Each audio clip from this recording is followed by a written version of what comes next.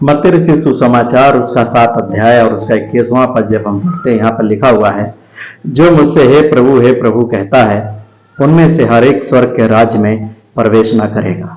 तो प्रभु का वचन कहता है कि जो मुझसे हे प्रभु कहता है, उनमें से हर एक स्वर्ग के राज्य में प्रवेश ना करेगा। मतलब जितने भी लोग अपने आप को मसीही कहते हैं, प्रभु यीशु मसीह का जन कहते हैं, अपने आप को प्रभु यीशु मसीह का बेटा और बेटी कहते हैं और अपने मुख से प्रभु का नाम लेते हैं, प्रभु का वचन कहता है उनमें से हर एक जन स्वर्ग में प्रवेश नहीं कर सकता।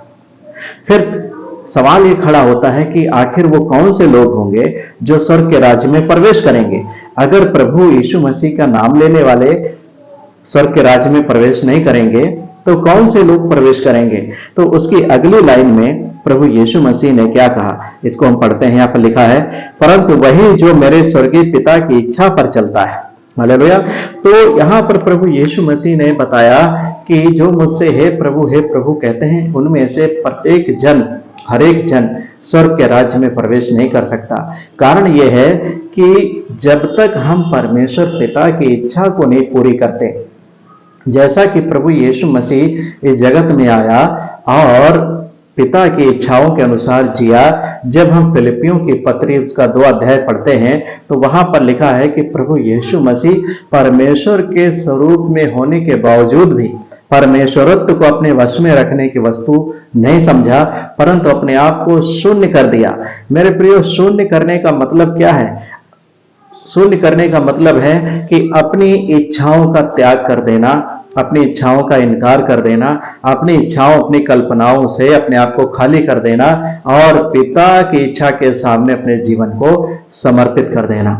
और प्रभु यीशु मसीह ने इस जगत में जब जन्म लिया, इस जगत में जब आए तो पिता की इच्छा को पूरी करने के लिए आए। सबसे बड़ी जो परमेश्वर की इच्छा प्रभु यीशु मसीह के जीवन से थी, वो थी कि प्रभु यीशु मसीह मानव जाति के उद्धार के लिए, अर्थात हमारे और आपके लिए वो क्रूस पर मरे और परमेश्वर की महिमा करे, अपनी मृत्यु के द्वारा परमेश्वर की महिमा करे। जब हम यूहन्ना रचित सुसमाचार उसका 17 अध्याय को पढ़ते हैं, उसमें 3-4 पद में लिखा है कि प्रभु यीशु मसीह ने कहा कि हे पिता, जो कार्य तूने मुझे करने को दिया उसे मैंने पूरा करके इस धरती पर तेरी महिमा की है। मतलब परमेश्वर की इच्छा को पूरी करके हमारे प्रभु उद्धारकर्ता यीशु ने पिता परमेश्वर की इस धरती पर अपने जीवन से महिमा किया। हालेलुया। तो प्रभु यीशु मसीह कह रहा है कि उसी प्रकार से जितने भी लोग अगर मुझे हे प्रभु कहते हैं, मुझे अपना प्रभु कहते हैं, अगर उनमें से वो सारे लोग अगर पिता की इच्छा पर चलने वाले नहीं हैं, परमेश्वर की इच्छा के अनुसार जीने वाले नहीं हैं, परमेश्वर की इच्छा को पूरी करके अगर उसको महिमा देने वाले नहीं हैं, तो ऐसे लोग परमेश्वर पिता के राज्य में प्रवेश नहीं कर सकते हैं।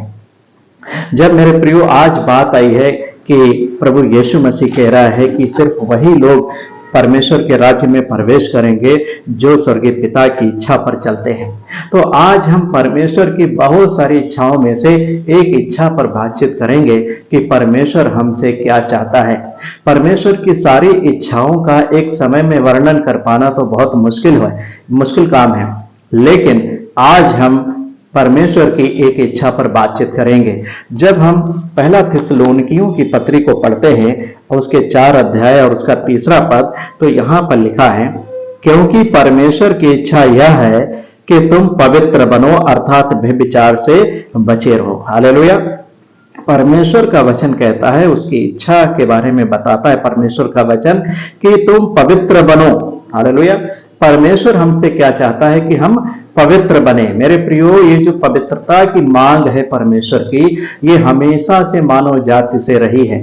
जब हम उत्पत्ति की किताब में पढ़ते हैं, जब परमेश्वर ने आदम हवा को बनाया और उसे अदन के बगीचे में रखा, उसको एक आज्ञा दिया कि तू इस भले और बुरे के ज्ञान के वृक्ष के फल को तू कभी मत खाना, ये मेरी आज्ञा है, और जिस दिन तुम इस फल को खाओगे तुम मर जाओगे।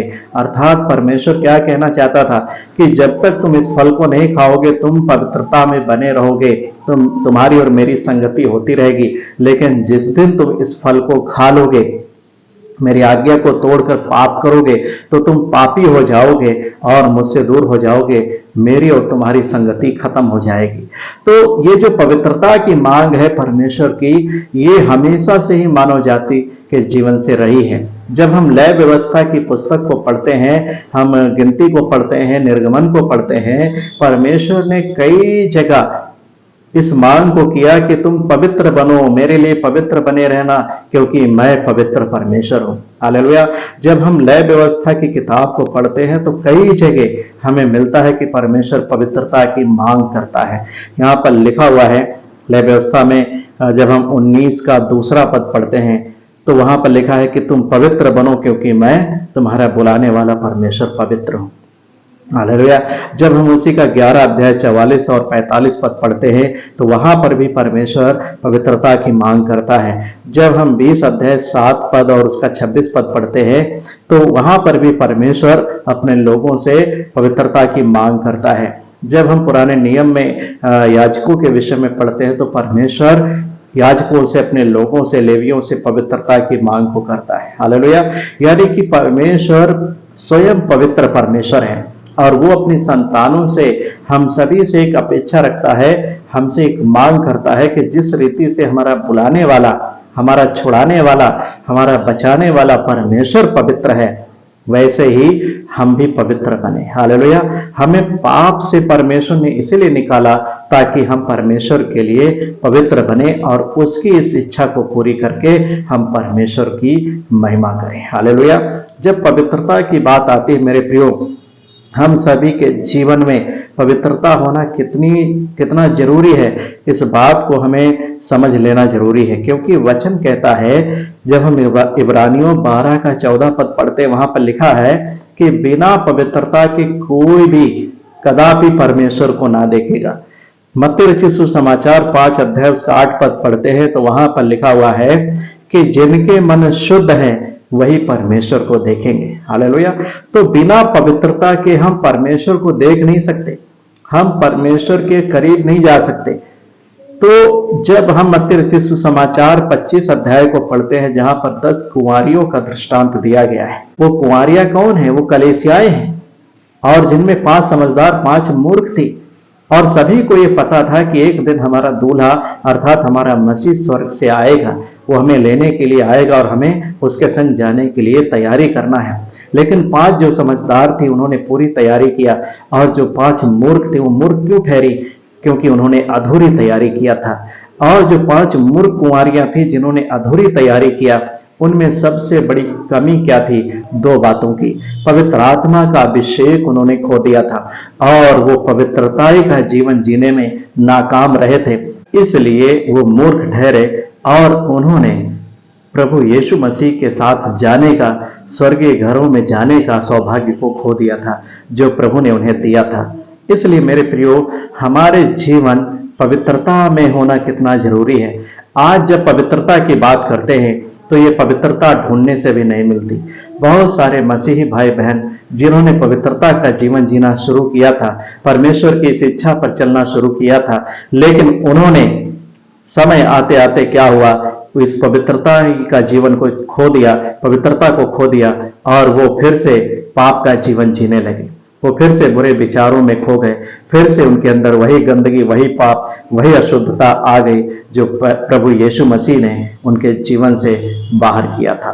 तो मेरे प्रियो, आज परमेश्वर की हम एक इच्छा पर सीख रहे हैं, इच्छा के बारे में सीख रहे हैं। परमेश्वर का वचन कहता है कि तुम पवित्र बनो क्योंकि तुम्हारा बुलाने वाला परमेश्वर पवित्र है। हालेलुया। तो जब हम पवित्रता की बात करते हैं कि पवित्रता का अर्थ क्या है, अभी हम पवित्रता के विषय में सीख रहे हैं तो उसके अर्थ को भी जान लेना जरूरी है कि पवित्रता का अर्थ क्या है। पवित्रता का अर्थ है मेरे प्रियो, अलग किया हुआ। जैसे कि जब मूसा ने परमेश्वर के लिए मिलाप वाला तंबू बनाया और उसमें जो याजक और लेवी और जितना भी साजो सामान था उस मिलाप वाले तंबू में जो काम में लाया जाने वाला था, उन सब को परमेश्वर की सेवकाई के लिए बाकी लोगों से बिल्कुल अलग कर दिया गया। बाकी सब चीजों से, बाकी सब लोगों से उन लेवी याजकों को अलग कर दिया गया। परमेश्वर ने मूसा को एक बात कही, आज्ञा दिया लेवियों और याजकों के विषय में कि लेवियों को कोई भी उनको संपत्ति इस्राएल में ना देना, क्योंकि लेवी मेरे हैं, मैं ही उनकी संपत्ति हूं और वो मेरे भवन की, मेरे तंबू की सेवा करेंगे। और जब परमेश्वर ने इस आज्ञा को दिया मूसा को, मूसा ने परमेश्वर की आज्ञा के अनुसार किया, और जब मिलाप वाला तंबू बनकर तैयार हो गया, सारा सामान बनकर तैयार हो गया, तो मूसा ने क्या किया, एक जानवर को बलि करके उसके लहू को सारे सामान पर और उन सब लोगों पर छिड़क दिया जो याजक और लेवी होने के लिए तैयार किए गए थे। ये इस बात का चिन्ह था कि इनका जो लहू के द्वारा शुद्धिकरण हुआ है, पवित्र किए गए हैं, ये लोग परमेश्वर के लिए अलग किए गए, ये सिर्फ परमेश्वर की सेवा करेंगे, उसकी महिमा करेंगे। हालेलुया। तो पवित्रता का अर्थ होता है परमेश्वर के लिए अलग किया गया। मेरे प्रियो, जब हम प्रभु यीशु मसीह को ग्रहण किए, प्रभु यीशु मसीह ने हमें अपनी संतान होने के लिए बुलाया और चुना, तो परमेश्वर ने हमें बिल्कुल सब लोगों से इसलिए अलग कर लिया ताकि हम परमेश्वर की महिमा करें, उसके लिए पवित्र बने। हालेलुया। हमारे अंदर कोई मिलावट अब नहीं हो सकती, हम अब किसी अन्य चीज में हम शामिल नहीं हो सकते। हमारा जीवन परमेश्वर के लिए अलग किया हुआ जीवन है। एक विश्वासी इस संसार में रहता तो जरूर है, लेकिन इस संसार में रहते हुए भी इस संसार का वो नहीं होता। वो यीशु मसीह के लहू के द्वारा खरीदा गया, अब वो प्रभु यीशु मसीह का है और इसलिए वो अलग किया गया संसार से, बाकी लोगों से, ताकि वो पवित्र बने और पवित्रता से शोभायमान होकर परमेश्वर को महिमा दे। हालेलुया। तो आज जब हम बात करते हैं, आज बहुत सारे लोगों ने इस पवित्रताई के जीवन को खो दिया और परमेश्वर ने जो उनको पवित्रताई का जीवन जीने की आज्ञा दिया, उन्होंने इसको भूलकर भटक गए और इसी संसार के साथ हो लिए, इसी संसार में खो गए, इसी संसार के रीति रिवाजों में, तीज त्योहारों में, इसी संसार के नाना प्रकार के बुरे कामों में वो खोते चले जा रहे हैं, उसी के साथ बहते चले जा रहे हैं। मेरे प्रियो, आज मैं इस बात को आपको एक उदाहरण के द्वारा समझाना चाहता हूं। जब हम नदी में मछलियों को देखते हैं, मछली का स्वभाव क्या होता है? नदी का पानी जिस साइड में, जिस दिशा में बह रहा होता है, मछली उधर, जिधर पानी बह रहा होता है उधर नहीं जाती। मछली का स्वभाव है कि वो धारा के विपरीत बहती है, चलती है। लेकिन एक मछली होती है जो धारा के साथ साथ बहती है, और वो मछली और कोई नहीं बल्कि मरी हुई मछली होती है। क्योंकि जीवित मछलियां हमेशा धारा के विपरीत चलती हैं, लेकिन मरी हुई मछली धारा के साथ साथ बहती है। आज विश्वासियों का भी हाल यही है कि जो मरे हुए विश्वासी हैं, आज वो संसार के साथ साथ बह रहे हैं, संसार में खो करके, संसार के जैसे हो करके, उसी में बिल्कुल रंग, उसी संसार के रंग में रंग के उन्हीं के साथ भागे दौड़े चले जा रहे हैं। लेकिन जो जीवित विश्वासी हैं, वो संसार जिस मार्ग पर जा रहा है, पाप के रास्ते पर, वो उधर ना जाकर यीशु की ओर जाते हैं, धारा के विपरीत। जिधर संसार की धारा बह रही है उधर नहीं जाते हैं, परंतु यीशु की ओर आते हैं। और जो धारा के विपरीत बहते हैं वही जीवित होते हैं। जीवित होने का यही एक चिन्ह है कि जो विश्वासी धारा के विपरीत बहते हैं वही जीवित हैं, और जो धारा के साथ साथ बहते हैं वो मरे हुए विश्वासी हैं। आज मेरे प्रियो, परमेश्वर हमसे इस पवित्रता की मांग करता है। आज इस मरी हुई दशा में हमें जीने की जरूरत नहीं है। परमेश्वर कहता है कि फिर से तुम आकर पश्चाताप करो, घुटने टेको, मन फिराओ, फिर से मुझसे उस पवित्रता की दुहाई दो। परमेश्वर कहता है कि मैं तुम्हें दूंगा, और जब तक मांगते रहो जब तक मिल ना जाए। हालेलुया। प्रभु कहता है कि जब तुम बुरे होकर अपने बच्चों को अच्छी वस्तुएं देना जानते हो, तो क्या मैं अपने मांगने वालों को पवित्र आत्मा ना दूंगा? तो इसलिए मेरे प्रियो, आज हमें परमेश्वर की इच्छा को जानने की जरूरत है कि परमेश्वर हमसे क्या चाहता है। सिर्फ हम मुंह से हे प्रभु कहते हैं, हमने बपतिस्मा ले लिया, हम प्रभु भोज की मेज में शामिल होते हैं और हम सोचते हैं कि हमारे लिए बस यही पर्याप्त है, यही काफी है, बस हमारा उद्धार हो चुका। नहीं, जब तक हम पवित्रताई की इस मांग को पूरा नहीं कर लेते, जब तक हम पवित्रता में खरे नहीं उतरते, जब तक हम पवित्रता के उस पैमाने को जो यीशु ने ठहराया है उसको नहीं हम छू लेते, उस लेवल तक जब तक हम नहीं पहुंच जाते, तब तक हमारा उद्धार नहीं हो सकता। इसलिए परमेश्वर हमसे मांग करता है कि हम पवित्रताई का जीवन जिए। आज जिस पवित्रता का जीवन जीने में बहुत सारे विश्वासी भाई बहन नाकाम हो चुके हैं, असफल हो चुके हैं। आज परमेश्वर उनसे कहता है कि मन फिराओ, लौट आओ, मुझसे दुहाई दो, मैं तुम्हारी सुन करके तुम्हें पवित्रता का जीवन दूंगा, तुम्हारे सारे अपराधों को मैं क्षमा करके तुम्हें शुद्ध करूंगा और अपनी संतान बना लूंगा। हालेलुया। तो याद रखिएगा, सिर्फ हे प्रभु कहने से काम नहीं चलने वाला। जब तक हम परमेश्वर की इच्छा को पूरा नहीं करेंगे, तब तक हम परमेश्वर के राज्य में प्रवेश नहीं कर सकते हैं।